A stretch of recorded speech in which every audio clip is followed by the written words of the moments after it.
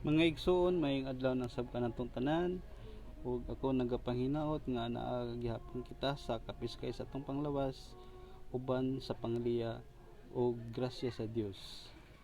Aton na usab karon ipadayon ang atong pagtuon sa atong ah, pagtuos diha sa simbahan, pagtulun-an sa niaging adlaw o niaging mga adlaw atong naisgutan ang bahin sa mga larawan, kung ang mga Katoliko ba nagasimba sa mga larawan. Karon i-specific nato ang atong pangutana, kung kitang mga Katoliko ba nagasimba kang Santa Maria o sa mga santos. Mga igsoon kita nga mga Katoliko, wala gayud kita magsimba kang Santa Maria o sa mga santos. Kung dili, kita nga mga Katoliko nagahatag kanila og respeto, pasidungog. Og isip mga Katoliko, kita naghimo kanila nga atong mga modelo sa atong kinabuhi. Og kita nagasunod kanila sa ilang pagtuo. Sama sa sulat ni San Pablo dito sa mga taga-Korinto, kapitulo 11 bersikulo 1, nga siya mismo nag-ingon, imitate me as I imitate Christ. So tataw nga sila di ay pwede natong himuong modelo tungod kay sila nagasunod man sa pagtuo diha ni Kristo. Og ato usab nga mabasa sa Hebreo kapitulo 13 bersikulo 7. Ug mao kini nga atong mabasa. Hinumdumi ang inyong mga pangulo kaniadto nga misulti kaninyo sa mensahe sa Dios. Palandunga giunsa nila sa pagkinabuhi hangtod nga namatay sila ug sunduga ang ilang pagtuo. So mga igsoon, sa giingon pa nako kagaina nga ang mga santos atong gihimong modelo sa atong kinabuhi og gisunod po nato sila pinagi diha sa pagtuo. Now, adun nila yung pangutana, kita ba nga mga Katoliko ngano nga naghangyo kita og pagampo para kanato, ngano naghangyo man kitag pagampo kanila para kanato. Kita mga igsoon, kita nga mga Katoliko nagatuo kita nga ang kitang tanan na hiusa diha sa usa ka lawas ni Kristo, di ba? Bisag unsa pa i-raise nimo, kung ikaw Kristohanon, membro ka sa iyahang simbahan, usa lamang kita diha sa lawas ni Kristo. Ug nga sa atong pagkausap mag inambitay kitag pag-ampo nga pwede ba kako iampo nimo sa Ginoo, nga na bitaw nga mga pamaagi, no? Sama gud sa kahoy, nga kahoy daghay mga sanga pero usa lamang kalawas. Ato kanang mabasa din na sa Roma kapitulo 12 bersikulo 4. Unsay atong mabasa sa sulat ni San Pablo sa Roma kapitulo 12? Atong basahon karon mga igsoon. Unsay sulod aning kapitulo 12 bersikulo 4.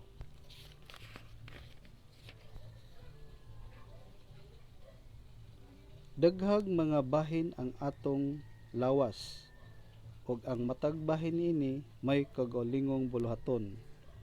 Kita usab bisan daghan usa lamang kalawas nga nahiusa diha kang Kristo, ug nalambigit kita sa usag-usa ingon nga nagkalainlaing bahin sa usa ka lawas. So mga igsoon, sama sa gingon kagaina nga sama kita sa usa ka kahoy di ay nga daghay sanga pero usa lamang kalawas. Now, Dinhi usab sa sulat gihapon ni San Pablo sa Roma kapitulo 8 bersikulo 38 ngadto sa 39, siya nagaingon, kay nakasiguro ako nga walay bisan unsa nga makapahimulag kanato gikan sa iyang gugma, bisan ang kamatayon o kinabuhi o mga anghel o ang mga langitnong pamunuan o mga gahom o ang butang karon og sa maabot nga kapanahonan, bisan ang kalibutan sa itaas o sa ilalom, wala gayo bisan unsa sa mga binuhat nga makapahimulag kanato gikan sa gugma sa Dios nga naato pinagi kang Kristo Hesus nga atong Ginoo. Mga igsoon, aduna bay mga higayon nga ang mga disipulo ni Kristo naghangyo nga sila ipaampo sa mga katawan sa Dios? Naa mga igsoon, og oo, aduna. Daghay mga higayon nga ang atong mga apostolis mo magampo sila diretso sa Dios ug kana dili kana supak, pero aduna usab higayon nga sila nangayo og pag-ampo sa mga katawan sa Dios aron sila dunggon o tabangan sa Ginoo sa atong Dios. Ato kanang mabasa diri gyapon sa sulat ni San Pablo sa Roma kapitulo 15 bersikulo 30 ngadto sa 32. Ang iyang giingon dinhi mao kini, mga igsoon, tungod sa atong Ginoong Hesukristo ug sa mga gihatag sa Espiritu, awhagon ko kamo sa pagduyog kanako sa pagampo nga mainiton ngadto sa Dios alang kanato. Pagampo kamo nga panalipdan ako gikan sa mga dili matuohon didto sa Judea, ug nga ang akong pag-alagad sa Jerusalem dawaton unta sa katawan sa Dios didto. So klaro kayo og tatam nga igsoon nga atong apostolis nga si San Pablo naghangyo sa katawan sa Dios nga siya iampo usab sa Ginoo sa iyang misyon sa iyang misyon pagpa kaylap sa pulong sa Dios. Ug dinhi usab sa sulat gihapon ni San Mateo sa iyang sulat sa kang Timoteo, unang sulat niya kang Timoteo kapitulo 2 bersikulo 1. Wa kini nga atong mabasa. Busa una sa tanan awhagon ko kamo sa pag-ampo alang sa tanang tao. Pangayo gikan sa Dios ang ilang mga gikinahanglan ug pasalamati siya. Kinahanglan iampo ninyo ang mga hari ug ang tanang nagmando aron makabaton kitag mahusay ug malinawong kinabuhing Dios nun ug subay sa hustong pamatasan. So klaro kayo og tataw mga igsoon nga atong apostol nga si San Pablo naga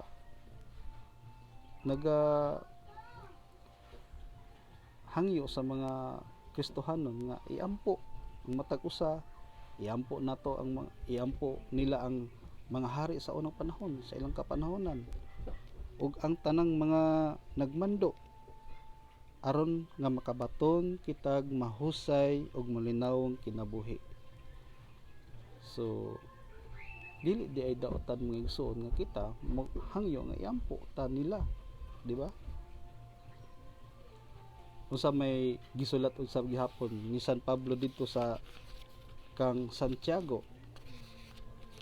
Ang iyang sulat ngadto kang Santiago kapitulo 5 bersikulo 14 ngadto sa 18. Ug mao kini ang iyang giingon. Kung adunay nagmasakiton kaninyo, ipatawag ang mga pangulo sa simbahan aron magampo alang kaniya ug sa ngalan sa Ginoo magdihog kaniyag lana. Kapitulo 15. Ang maong pag-ampo nga inubanan sa pagtuo makaayo sa makasakiton. Mga igsoon, klaro og tataw kayo nga ang maong pag-ampo di ay nga inubanan sa pagtuo makaayo sa masakiton. So ako lang i- ipakuan diri ang giingon ni San Pablo, ang maong pag-ampo, no, ang pag-ampo day sa tao ngadto sa iyang igso isig Kristohan nun, labi na katong nagmasakiton, dakog kahimuan ngadto sa kaniya, di ba?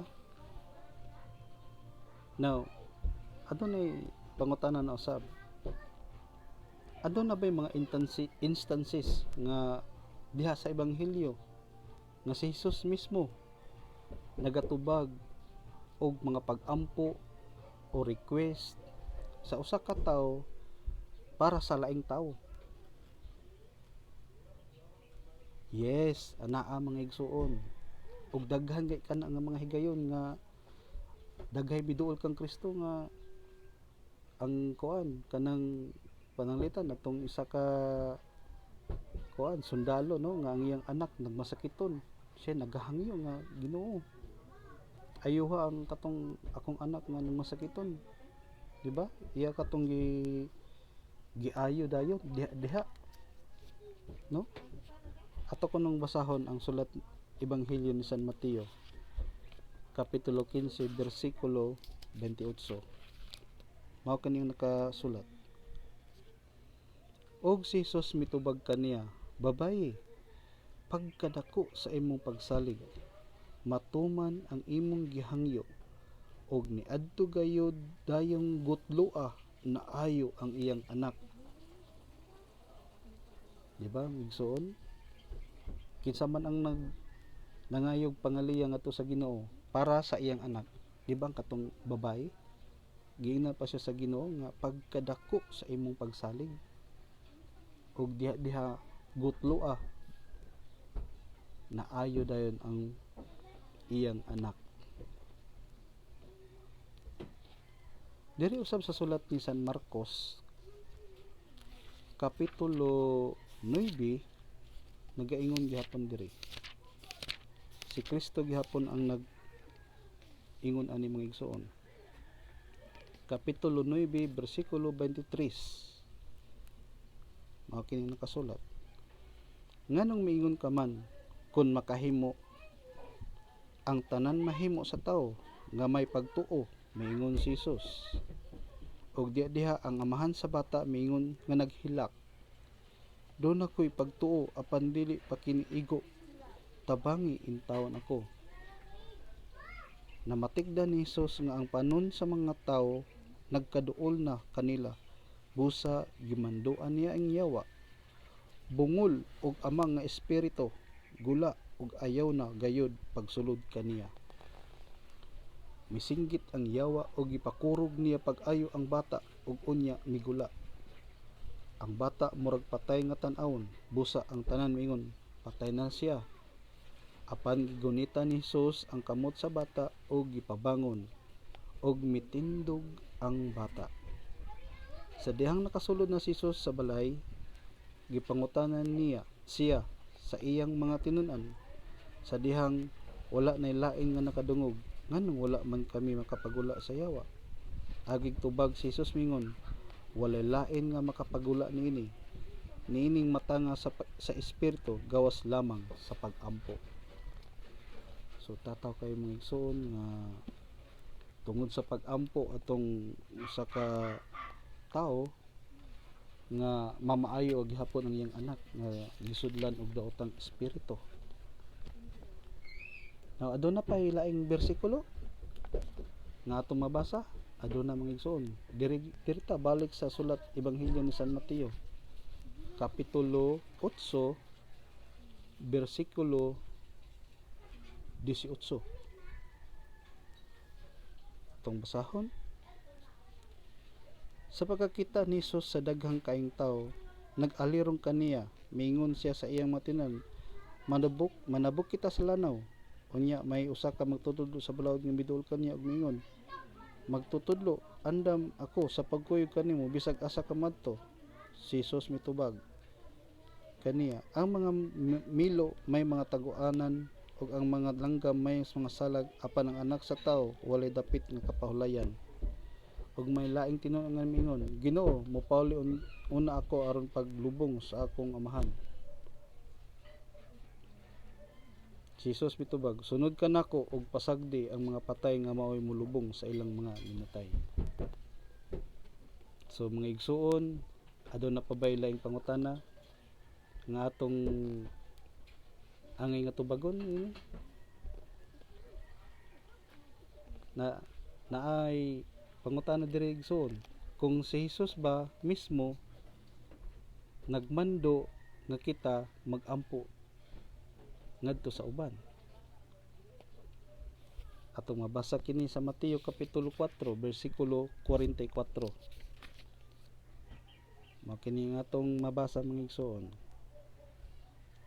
Apan karon sultihan ko kamo, higugma ang inyong mga kaaway ug pag-ampo kamo alang sa mga tawo nga nagpasipala kaninyo.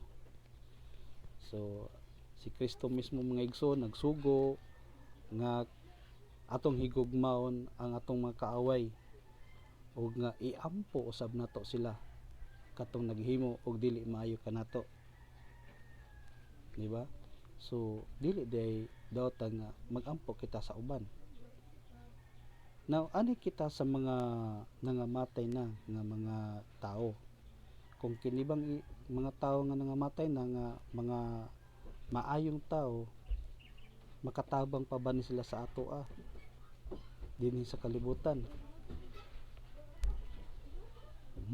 Kanang wa na ba sila kuan kaning nangamatay, kanang wala ba sila kanang nangatulog na ba ni sila o conscious ba ni sila? Ato ko nung basahon ang sulat gihapon ni San Mateo sa iyang ebanghelyo kapitulo 22 bersikulo 29. Ngani ang nakasulat, si Jesus mitubag kanila, pagkasayop ninyo og kini nahitabo kay wala man kamo masayod sa kasulatan og sa gahom sa Dios. Kay kun banhawon na ang mga patay, mahisama sila sa mga anghel sa langit, og dili na magminyuay ang mga lalaki og babayi. Karon mahitungod sa mga patay nga banhawon, wala ba day kamo makabasa sa gisulti sa Dios kaninyo? Siya miingon, ako ang Dios ni Abraham, ang Dios ni Isaac ug ang Dios ni Jacob. Nagpasabot kini nga siya mao ang Dios sa mga buhi, dili sa mga patay. So mga igsoon, kini dayong mga nangamatay na, wala lang ingon nga nangatulog sila dito physically. Ang ilahang patayng lawas tuwa na dito sa lubnganan, pero spiritually ang ilang espiritu og kalag conscious, buhi, di ba? Aduna ba kita'y mabasa nga kining mga nangamatay na buhi ni sila? Sige, ato daw ko nung basahon usab dinhi sa Mateo, sa sulat gyapon ni San Mateo kapitulo 17 bersikulo 1 ngadto sa 4. Tapos sa unom ka adlaw gidala ni Jesus si Pedro ug ang magsuon nga si Santiago ug si Juan ngadto sa usa ka taas nga bukid. Samtang nagtan-aw sila kaniya, nausab ang iyang panagway. Ang iyang naong misanag sama sa adlaw ug ang iyang biste mihayag sa kaputi. Unya nakita sa tulo ka tinun-an si Moises ug si Elias nga nakigsulti kang Hesus. Mga igsuon, kinsa ang nakikita kang Hesus? Si Moises ug si Elias. Ngani kini si Moises ug si Elias dugay nang kain silang nangamatay didto pa ni sa Old Testament, pero ang atong Ginoong Hesus nakigsulti sa kanila, dili ang ilahang lawas physically, kundi ang ilang kalag o espiritu, di ba? So meaning conscious, buhi sila, wala sila ingon nga wala na gid sila di kanang patay na gid sila totally, kundi lang ilang espiritu buhi, kay nakikita pa man sa Dios, nakikita pa sa kang Kristo, nakikistorya pa, di ba? So kung ang mga patay wala na espiritu, unsa man, mura sila kanang, kung ang tao sama sa mga kuan lang, sama sa mga hayop, kaya ang mga hayop wala may kalag, way espiritu. Kung sila mamatay, patay na gid sila, diha ra gid taman ang ilahang kinabuhi. Pero ang tao ining kamatay niya adunay espiritu og kalag nga dili mamatay, nga buhi gihapon. Ato ko nung basahon ang sulat ni San Lucas sa iyang ebanghelyo, kapitulo 16, versikulo 19. Makini atong mabasa. May usa ka dato nga nagsulob sa mahalon kaayo nga bisti ug nagpuyo sa kabuhong matag adlaw. May usa usab ka kabus nga ginganlag Lazaro. Ang iyang lawas nalukop sa mga nuka. Naglubog siya duol sa pultahan sa balay sa dato. Namasin nga makakaon sa mga mumho nga nangatagak gikan sa lamisa sa dato. Nanuol usab ang mga iro ug mitilap sa iyang mga nuka.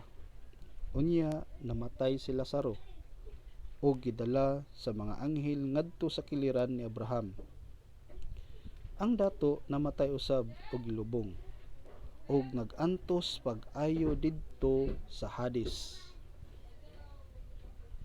Kaning Hades man ni katong kalibutan sa mga patay, o sa lain nga termino, impyerno. Unya miyahat siya og nakita niya didto sa layo si Abraham ug sa iyang kiliran diha si Lazaro. Usa misinggit siya ngadto kang Abraham, "Amahan, kaloy in taon ako og ipadala si Lazaro diri aron itunlob ang iyang mga tudlo sa tubig ug pabugnawan ang akong dila, kay nagantos ako pag-ayo sa kainit nining kalayo." Apan si Abraham mitubag, "Anak, hinumdumi nga didto ka pa sa kalibutan nabuhong ka sa tanang maayong butang samtang si Lazaro lunlon lamang kadaotan ang iyang nahiaguman. Apan karon malipay na siya diri samtang ikaw diha nagantos." Mga igsoon, kini nga bahina sa ebanghelyo, ang dato og si Lazaro atong basa nga nangamatay ni silang duha. Apan ang ilahang espiritu o ilang kalag, ang kang Lazaro gidala dito sa langit, ang katong sa dato gidala dito sa impyerno. So meaning conscious ang ilahang kalag, kay gani naganto sa impyerno tong dato, ang katong pobre nga si Lazaro taon nga lunlun kasakit ra yung nahiaguman sa kalibutan, karon lunlun kalipay na pud ang iyang nahiaguman kay tuwa na siya sa langit. So meaning ana aday ang ilang espiritu og kalag, no? Dili day totally dead ang kanang tao, kay aduna may espiritu, dili lahi ra gid sa mga mananap nga ang mananap pag mamatay diha ra gid sa taman, why kalag, why espiritu. So gidili ba ang pagkigistorya sa mga patay? Nanoy pangutan ng mga igsoon, kini dili ni basta-basta. Kana bang gidili ba ang pag-istorya sa mga patay? Mga igsoon, gidili gayud ang pag-istorya sa mga patay, labi na kung ikaw naga-practice og mga occultism or kanang mga kulto, kanang mo communicate og mga patay.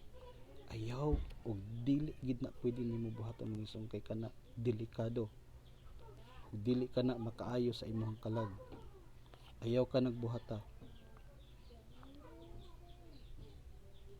Now dinhi sa Deuteronomio Kapitulo 18. Anita sa sulat sa Laang Kasabutan sa Deuteronomio Kapitulo 18 kung unsay nakasulat dinhi.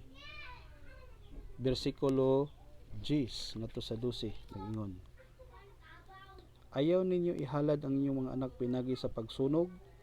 Ayaw kamo pagsunog sa mga pagpatuo-tuo o sa mga diwata o sa mga mananag-an o sa lamangkiro o mudangop sa mga tigsangpit sa mga espiritu kay gikasilagan sa Ginoo ang tanang nagbuhat nining mga butanga. Tungod niini abugon sila sa Ginoo samtang magpadulong pa kamo kanila. Mga igsoon, giwarningan na kita daanan ni nga dili nato buhaton ang pag-communicate sa mga patay. Kay gidili gid kana kanang mo duol kag mga tambalan nga mo communicate, mga card reader, kanang mga sa panada mga kinaraan bitaw, mga mututho sa imo, manutho, manghilutay sa bana. Ayaw gayud kana sila duula kay kamo hinuna na may mapahamak sa kadautan. No, aduna bay laing bersikulo sa Biblia nga nagmatuod nga ang mga santos nag-offer mga pag-ampo sa mga tao dinhi sa kalibutan. Aduna mga igsoon. Ato kanang mabasa dinhi sa pinadayag o sa Revelation chapter 6 verse 9.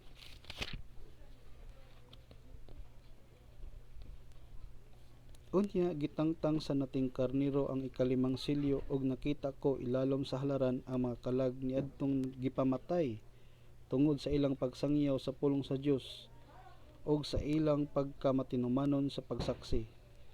Misinggit sila, Ginoo nga labing gamhanan, balaan ug matuod. Dugay pa ba nimong hukman ug silutan ang katawhan sa kalibutan tungod sa ilang pagpatay kanamo? Unya ang matag usa kanila gihatagan og puting biste ug gipapahulay usa sila sulod sa mubong panahon hangtod mahusto na ang gidaghanon sa ilang isig kasulugoon ug isig ka magtotoo nga pamating usab sama kanila. Dinhi mga igsoon atong nabasa nga ang mga santos diay nga dito sa langit nag-offer diay og mga pag-ampo para kanato dinhi sa mga buhi pa, no? O gini usab sa pinadayag gihapon sa Revelation chapter 5 verse 8. Mao kini nga atong mabasa. Chapter 5 verse 8. Mao kini ang atong mabasa mga igsoon. Sa dihang gihimo niya kini ang upat ka buhing binuhat ug ang 24 ka pangulo ng hapa sa atubangan sa nating karnero. Ang matag usa kanila may dalang alpa ug mga bulawang panaksan nga puno sa insinso nga mao ang pag-ampo sa katawhan sa Dios. So klaro kay mga igsoon nga sila naghalad og mga pag-ampo, ang mga pag-ampo sa katawhan sa Dios aron dunggon nila. Ug dinhi usab sa balik ta dinhi sa Revelations gyapon, no, sa pinadayag kapitulo 8. Diri sa kapitulo 8 bersikulo 3 ngadto sa 5. Laing anghel nga may dalang bulawang sudlanan sa insinso ang miabot o mibarog sa tubangan sa bulawan nga halaran. Gihatagan siya daghang insinso aron idugang sa mga pag-ampo sa tanang katawhan sa Dios ug ihalad didto sa halaran nga diha sa tubangan sa trono. Mga igsoon, klaro gyapon nga ang mga santos naghalad og mga pag-ampo sa katawhan sa Dios. So dili nato kini masupak kay naa man sa Biblia. Ato man kining mabasa, di ba? So ang Dios ba nagabuhat og milagro pinagi sa iyang mga disipulo, or direct lang ba siya nagbuhat og milagro? Ato kini mabasa dinhi sa buhat, ang tubag anya dinhi sa mga buhat sa mga apostoles, kapitulo 19 bersikulo 11. Ang kini ato mabasa mga igsoon.